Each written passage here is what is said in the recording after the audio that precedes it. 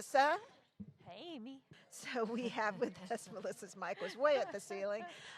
We have with us another guest today, and we're rounding out day 3. We're getting close to the end, but we're going to end with a bang. So go ahead and introduce yourself and tell us a little bit about your cause. Sure. My name is Kim Day, and I'm the Director of Content Development for the Rollins Center for Language and Literacy. It's the Atlanta Speech School's Cox campus, which is a always free online courseware for teachers and parents, leaders of educational leaders. And what I want to talk to you about is our newest project that has just launched, and we have a collaborative partnership with an organization called or named UCCSU Collaborative, which is the University of California State University Collaborative for Literacy and Dyslexia. And that is led by Drs. Sue Sears and Marianne Wolf. I believe you talked to Dr. Wolf yesterday. And they have developed a series of modules on dyslexia and literacy. And we now have those same modules on our platform. They just launched. And what we did together was take the modules that they developed and we added assessment measures so that they are credit-bearing when folks come to the Cox campus to take them. They are free at the University of or UCCSU Collaborative, but they're also free on our website. And we want it credit-bearing because these are courses, our courses are all IDA accredited and also IACET accredited. And that's awesome. We're excited about that project. I will tell you that it's important to us that we have an alignment with our vision of what we would like to see happen for all children. And our vision is literacy and justice for all. And the vision for the literacy and dyslexia modules is literacy for all, and that they consider literacy to be a social justice issue just like we do. It's also important for us that everything is free. If it's important for teachers to have it, we would like for them to be able to access it without any financial burden. And I will tell you that we were able to do that through very generous philanthropic community here in the Atlanta and Georgia and Southeast region of the United States. How many modules are there? There are 6 modules. Do you know the topics of each one? I can. There's an introductory module that talks about the literacy development in typical children, but then also the impact that dyslexia can have on a child's literacy development. And then there's a module on the reading brain. I think we all know that Dr. Wolf has done quite a bit of research in that area. And then there's one on screening and assessment of literacy, and then literacy and dyslexia, and what markers you might be looking for to identify students that are at risk for dyslexia. And then there's the 5th module is on dyslexia and multilingual, English language learners. And then they have a 6th module that is an expanded foundational literacy skills module that sort of rounds out the series. I will say that there's a strong relevance for our educators across our country right now. There are 49 states and the District of Columbia that have passed legislation that's dealing specifically with dyslexia. Here in the state of Georgia, we have not only a dyslexia law, we also have a literacy law. In this past legislative session, they combined those 2 laws so that when teachers are asked to do screenings, they're screening both for dyslexia as well as where kids are performing in terms of literacy. So how did y'all come about having Dr. Wolf become involved in this project? That's a great question. Dr. Wolf has had a long-time relationship. She serves on a research advisory board at the Atlanta Speech School, and we have for a long time looked at her work and been interested in her work, and through our relationships that we've developed, we reached out to see if we could possibly put those modules on our Cox campus, and they agreed. Amazing. That's how it started. Who can take these courses? That was my question. Okay, too. anyone can take them. If you are a parent, it's a great place to come to learn about what to be looking for in your child, what to be asking teachers for, what to be looking for in classrooms. If you're a classroom teacher, it gives you a lot of great information, again, about what it is I'm looking for, and then what can I do when I have that information. Because sometimes, I think in schools we screen or we assess, and it's like, what do you do next? Right. And so there's that information. And certainly leaders, and not that being compliant is the most important thing, but it's very important. Yeah. And so if leaders understand and can help support their teachers and also support parents. So it would be a good place for them to come to. I would love for more leaders to be taking and using those modules in their environment, because I really do feel that a lot of our teachers understand what they need to be doing. It's just sometimes they're stopped by admin from doing some of these areas. Especially if they don't understand.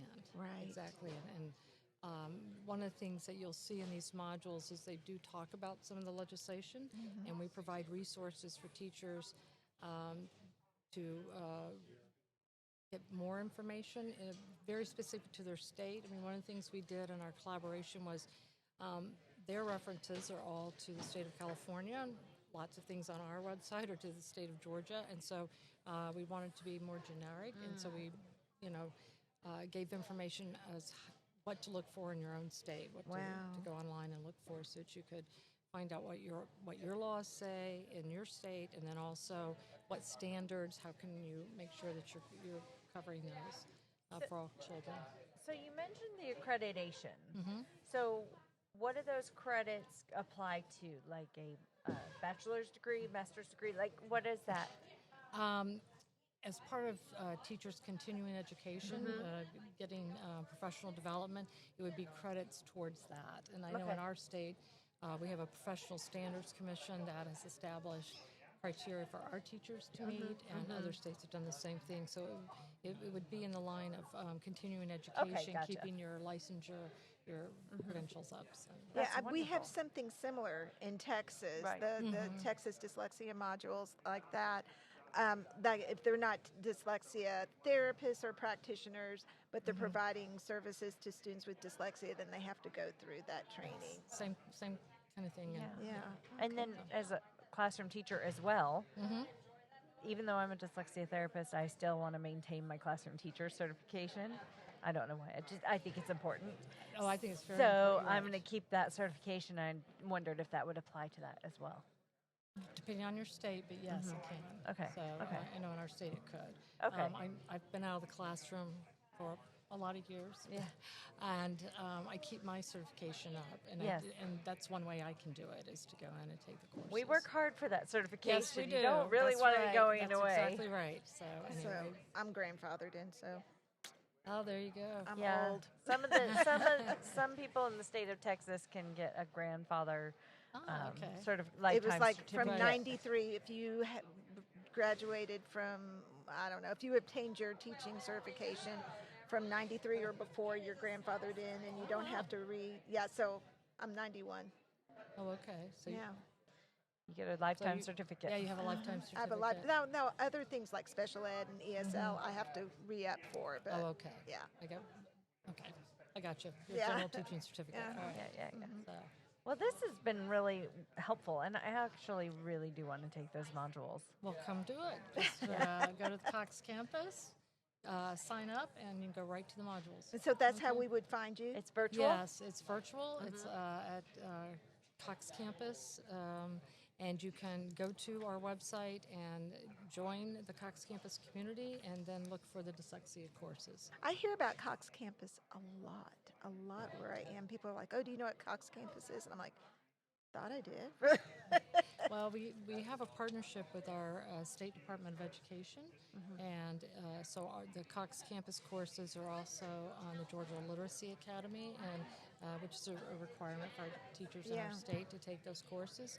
And if they are students at university and are taking the courses, we can transfer those credits on then when they become teachers, so that they don't lose the credits that they earned while they were in their undergraduate free service training. What a great service y'all are providing. Thank you. Do you offer any master's programs or anything No. like that? No. Okay. Undergraduate? Undergrad? Well, I say we don't offer it, but professors and universities in our state could certainly use our courses as part of their courseware. Okay. And oftentimes they'll take the syllabus from one of our courses and they'll sort of crosswalk it with what they're already doing in their courses Okay. and see where they can fit it in across a program of study. And it's being used at both the undergraduate and graduate I level love way. that. I love that. So a lot of flexibility. Yeah, it is for sure. That's amazing. That's amazing. So this has been really wonderful, and to hear that you guys have paired with Dr. Marianne Wolf, you know, you've got some clout behind you. Yes, right. There you go. We're excited about that as well. Of course, you guys are wonderful too. Well, did you just come in from a presentation? I did. What was it? I was in a presentation about developmental language disorder and a screener that's been developed by some folks. So, yeah, and they're in the process of looking at it and using it and still collecting data on it. So, anyway, I ran from that to this. That's Well, kind we of a know hot we topic appreciate lately. It is. It is. And So- I know I've heard about it for many, many years, but I feel like it's kind of coming up with dyslexia a little bit more. It is, and I will tell you that about 50% of the population of students identified with dyslexia also have a developmental language disorder. That's new learning to me.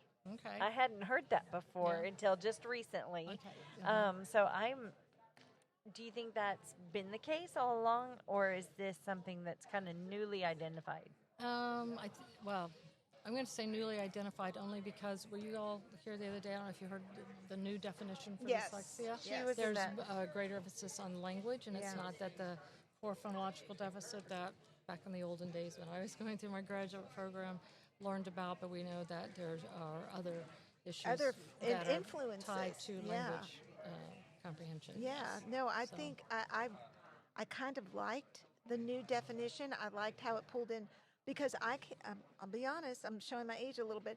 I know of a lot of people that would assess a dyslexic student, and if their phonological awareness was in place, I go, oh, okay, well, they're not That's it. dyslexic. Right. Right? Well, that's the one that's most sensitive to remediation.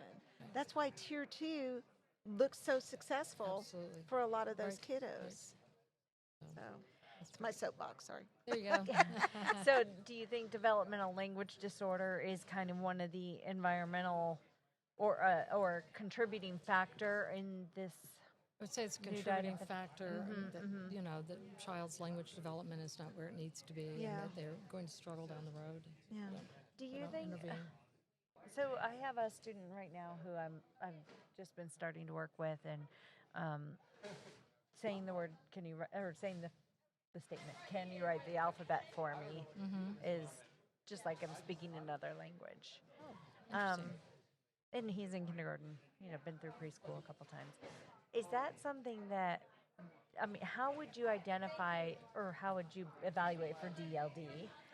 Or is that like a sign of it, or is that too basic of information? I don't know that that's a sign of it. Okay. You know, I'm learning about this, but I would say that, I mean, one reason they're working on screeners is to be able to give kids tasks to see how well they're coming through with their language, whether it's syntax or whether it's vocabulary.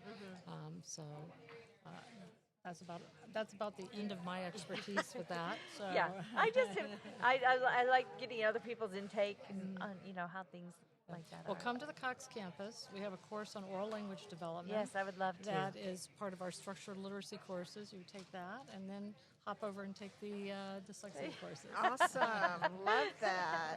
Love that. Thank you so much for joining us and for hopping over here so quickly after your session. Well, I Yes, appreciate that. thank Thank you. Thank you very much. So. All right, guys. Bye. Bye.